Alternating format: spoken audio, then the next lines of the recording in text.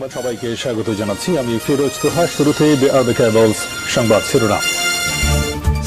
বাংলাদেশের সর্বশেষ গুরুত্বপূর্ণ আপডেট সংবাদ আপনাকে স্বাগত। শুরুতে সংবাদ শিরোনাম, পরে বিস্তারিত। শুরুতেই জানিয়ে দিব, বাংলাদেশে কমছে ভারতের প্রভাব, আঞ্চলিক রাজনীতির নতুন মোড়। ছাত্র জনতার গণ আন্দোলনের মুখে গত 5 আগস্ট প্রধানমন্ত্রীর পদ থেকে ভারতে পালিয়ে গেছে শেখ হাসিনা। এরপর থেকে তিনি ভারতেই অবস্থান করছেন। আর শেখ হাসিনা সরকারের পতনের পর বাংলাদেশে ভারতের প্রভাব কমছে বলে মনে করছেন বিশেষজ্ঞরা। এরপর জানিয়ে দিব, র্যাবের গাড়ি থেকে আওয়ামী লীগ নেতাকে ছিনে নিল বিএনপি নেতারা। গাজীপুরের টঙ্গীতে র্যাবের হাত থেকে কবিরুদ্দিন ব্যাপারী 50 নামে এক আওয়ামী লীগ নেতাকে ছিনিয়ে নেওয়ার অভিযোগ উঠেছে 2 বিএনপি নেতা এবং তাদের সমর্থকদের বিরুদ্ধে। এ সময় র্যাবের গাড়ি ঘিরে ধরে বিএনপির নেতারা। আজ রাত 8টার দিকে টঙ্গী বাজার সংলগ্ন আনারকলি সিনেমা হল এলাকায় এই আওয়ামী লীগ নেতাকে ছিনিয়ে নিয়ে যায় তারা। এই ঘটনার পরপরই টঙ্গীতে চাঞ্চল্যকর পরিস্থিতি সৃষ্টি হয়েছে। এবারে জানাবো, বিএনপির 2 গ্রুপের সংঘর্ষ, গুলিবিদ্ধ আহত 7। নাটোরের বড়াই গ্রামে চান্দাই ইউনিয়ন বিএনপির কমিটি দিয়ে দ্বন্দ্বের কারণে 2 গ্রুপের সংঘর্ষে অন্তত 6 জন গুলিবিদ্ধ সহ 7 জন আহত হয়েছে। এ সময় বিএনপি এবং আওয়ামী লীগের অন্তত 14টি দোকান এবং 9টি বাড়ি ভাঙচুর করা হয় রোববার রাত এবং সোমবার সকালে উপজেলার চান্দাই ইউনিয়নের দাসগ্রাম এলাকায় দফায় দফায় এ হামলা এবং সংঘর্ষের ঘটনা ঘটে। জানিয়ে দিব, উত্তপ্ত রাখাইন রাজ্য সীমান্তে 30টি পয়েন্ট দিয়ে বাংলাদেশে ঢুকছে রোহিঙ্গারা। মিয়ানমারের রাখাইন রাজ্যে চলছে সংঘাত। এই সংঘাতের আতঙ্কে এবার ছড়িয়ে পড়েছে টেকনাফ সীমান্তে। কিছুদিন মর্টার শেল এবং বিস্ফোরণের বিকট শব্দ না থাকলেও আবার গতকাল রোববার 8 সেপ্টেম্বর রাত থেকে সোমবার 9 সেপ্টেম্বর ভোর পর্যন্ত থেমে থেমে বিস্ফোরণের বিকট শব্দ ভেসে আসে পারে। বাংলাদেশের দালালদের সহায়তায় গত আগস্ট মাস থেকে এ মাস পর্যন্ত বাংলাদেশে প্রায় 50,000 রোহিঙ্গা প্রবেশ করেছে বলে কালবেলার পক্ষ থেকে জানানো হয়েছে। এবারে জানাবো, জুলাই গণহত্যায় শেখ হাসিনার বিচার সরাসরি সম্প্রচার করা হবে বললেন তাজুল ইসলাম। জুলাই গণহত্যায় সাবেক প্রধানমন্ত্রী শেখ হাসিনার বিচার সরাসরি সম্প্রচার করা হবে বলে জানিয়েছে আন্তর্জাতিক অপরাধ ট্রাইব্যুনালের চিফ প্রসিকিউটর মোহাম্মদ তাজুল ইসলাম। এবং সর্বশেষ জানিয়ে দিব, র্যাব বিলুপ্তির দাবি। র্যাপিড অ্যাকশন ব্যাটালিয়ন র্যাব বিলুপ্তির দাবি জানিয়েছে গুম হওয়া ব্যক্তির স্বজনেরা। রোববার রাজধানীর সেগুনবাগিচায় বাংলাদেশ ক্রাইম রিপোর্টার্স অ্যাসোসিয়েশন ক্যাব মিলনায়তনে গুম পরিবারের স্বজনদের প্রতিবাদ এবং সংবাদ সম্মেলনে এই দাবি জানানো হয়। এ সময় বাংলাদেশ গুম পরিবারের প্রধান সমন্বয়ক আলহাজ মোহাম্মদ বেলাল হোসেন বলেছেন, 2010 সাল থেকে 2024 সাল পর্যন্ত শতকরা 70 থেকে 80% লোক র্যাব দ্বারা গুম, খুন এবং অপহরণ হয়েছে। সুতরাং র্যাবকে এখন বিলুপ্তির সময় হয়েছে। নানা রকম ক্রসফায়ারের নামে নাটক সাজিয়ে অন্যায়ভাবে পাখির মতো মানুষকে তারা গুলি করে হত্যা করেছে। 2010 সাল থেকে 2024 সাল পর্যন্ত র্যাবে দায়িত্বে থাকা ডিজি, অ্যাডিশনাল ডিজি, ডিবির প্রধান ও ডিজিএফআই এর প্রধান সবাইকে আইনের আওতায় এনে শাস্তির দাবি জানাচ্ছি। মেজর অবসরপ্রাপ্ত সাজ্জাদ আহমেদ র্যাবের সোর্স হিসেবে কাজ করতেন। প্রতিটি সোর্সে আমরা বিচার চাই। র্যাপিড অ্যাকশন ব্যাটালিয়ন র্যাব বিলুপ্তির ঘোষণা করে নতুন বাহিনী হিসেবে রূপান্তর করা হোক। বাংলার মানুষ র্যাবকে দেখতে চায় না, তারা একটি সন্ত্রাসী বাহিনী হিসেবে অস্ত্রের মুখে জিম্মি করা বিশ্ব দরবারে পরিচিত বাহিনী। প্রিয় দর্শক, এতক্ষণ শুনছিলেন সংবাদ শিরোনাম, এবারে বিস্তারিত।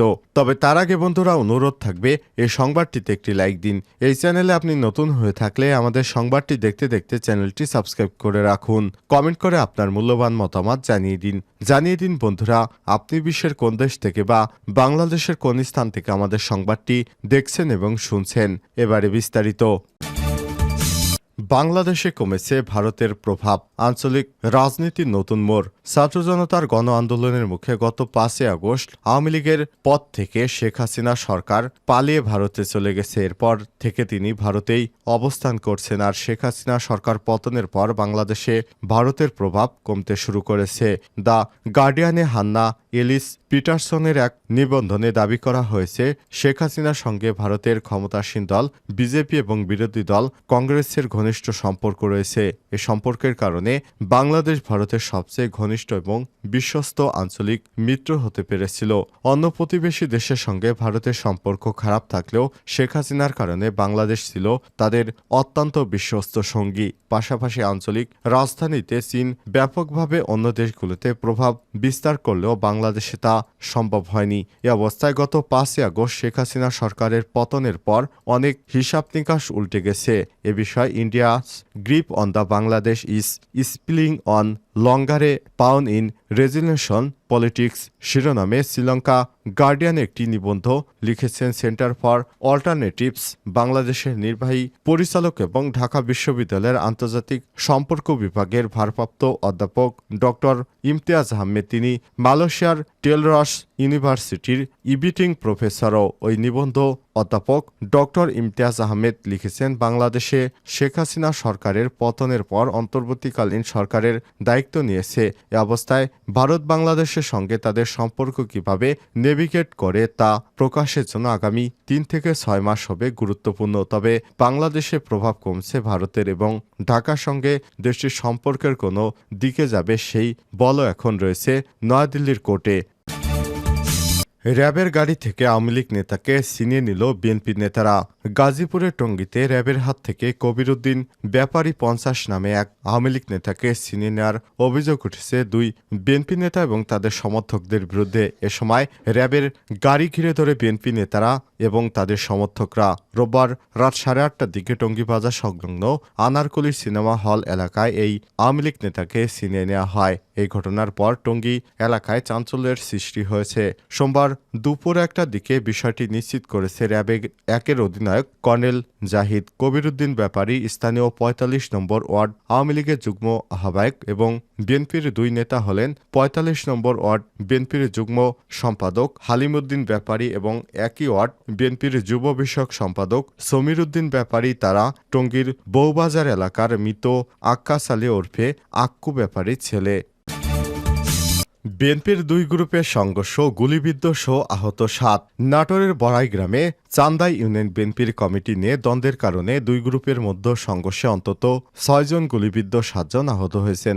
এ সময় বিএনপি এবং আওয়ামী লীগের অন্তত ১৪ দোকান এবং ৯টি বাড়ি ভাঙচুর করা হয়। রোববার রাত এবং সোমবার সকালে উপজেলার চান্দাই ইউনিয়নের দাসগ্রাম এলাকায় এই ২ দফায় সংঘর্ষের ঘটনা ঘটে। বিষয়টি খতিয়ে দেখতে ৪ সদস্যের তদন্ত কমিটি গঠন করেছে উপজেলা বিএনপি। আহতরা হলেন ইউনিয়ন বিএনপির সাধারণ সম্পাদক রবিউল ইসলাম টিপু ৩৯, বিএনপির কর্মী মামুন হোসেন ২১, সাগর আলী ২০, মশিউর রহমান ২৮, জাহিদ আলী ১৮, মেহেদি হাসান ২৮ এবং আওয়ামী লীগ কর্মী শাহিন মালিথা ৬০। ইউনিয়ন বিএনপির যুগ্ম আহ্বায়ক মিজানুর রহমান বলেন, ইউনিয়ন বিএনপির সাধারণ সম্পাদক রবিউল ইসলাম টিপু ও সাবেক সাধারণ সম্পাদক হাবিবুর রহমানের মধ্যে দীর্ঘদিন ধরে কমিটি নিয়ে দ্বন্দ্ব চলে আসছিল। গত ৫ই আগস্ট ছাত্র জনতার বিপ্লবের মাধ্যমে আওয়ামী লীগ সরকারের পতনের পর পৃথকভাবে কর্মসূচি পালন করে আসছিলেন তারা। উত্তপ্ত রাখাইন রাজ্য, সীমান্তে ৩০টি পয়েন্ট দিয়ে ঢুকছে রোহিঙ্গারা। মিয়ানমারের রাখাইন রাজ্যে চলছে সংঘাত। সেই সংঘাতের জের ধরে আতঙ্ক বিরাজ করছে বাংলাদেশে। কিছুদিন পর পর মটাশেল এবং বিস্ফোরণের বিকট শব্দ হয়েছিল। এবার সে শব্দ থেমে গেলেও আবার গতকাল রোববার ৮ই সেপ্টেম্বর রাত থেকে সোমবার ৯ সেপ্টেম্বর ভোর পর্যন্ত থেমে থেমে বিস্ফোরণের বিকট শব্দ ভেসে আসছে বাংলাদেশে। সাবরং ইউনিয়নের পরিষদের সদস্য আব্দুল সালাম জানিয়েছেন, গতকাল রোববার রাত ১:৩০টার দিকে মংরু শহরে নিজেদের ২টি চৌকির নিয়ন্ত্রণ ধরে রাখতে আরাকান আর্মির সদস্যদের লক্ষ্য করে মটারশেল এবং গ্রেনেড নিক্ষেপ করে বিজিপি এবং জান্তা বাহিনী। এদের সীমান্তের ওই পার থেকে বিস্ফোরণের শব্দ ভেসে আসে এপারে। সব শব্দে কেঁপে ওঠে গোটা টেকনাফ। এই কথা বলেন টেকনাফের শাহপরীর দ্বীপের ব্যবসায়ী মোহাম্মদ কবির আহমেদ। তিনি জানান, মটারশেল এবং গ্রেনেড বিস্ফোরণে বাড়িঘর কেঁপে উঠায় রাতভর আতঙ্কের মধ্যে ছিল সীমান্ত এলাকার মানুষ। অপরদিকে রাখাইন রাজ্য থেকে সীমান্তরক্ষীদের চোখ ফাঁকি দিয়ে প্রতিদিন বাংলাদেশে রোহিঙ্গা অনুপ্রবেশ করছে। রাখাইন এলাকা থেকে বিতাড়িত সব শতাধিক রোহিঙ্গা পরিবার। দালালের মাধ্যমে প্রতিদিন এই সংখ্যা হাজারের উপরে। সেই হিসেবে আগস্ট মাস থেকে পর্যন্ত ৫০,০০০ থেকে ১ লাখের বেশি রোহিঙ্গা এরই মধ্যে আইনশৃঙ্খলা বাহিনীর চোখ ফাঁকি দিয়ে দালালের সহযোগিতায় গোপনে বাংলাদেশে অনুপ্রবেশ করেছে।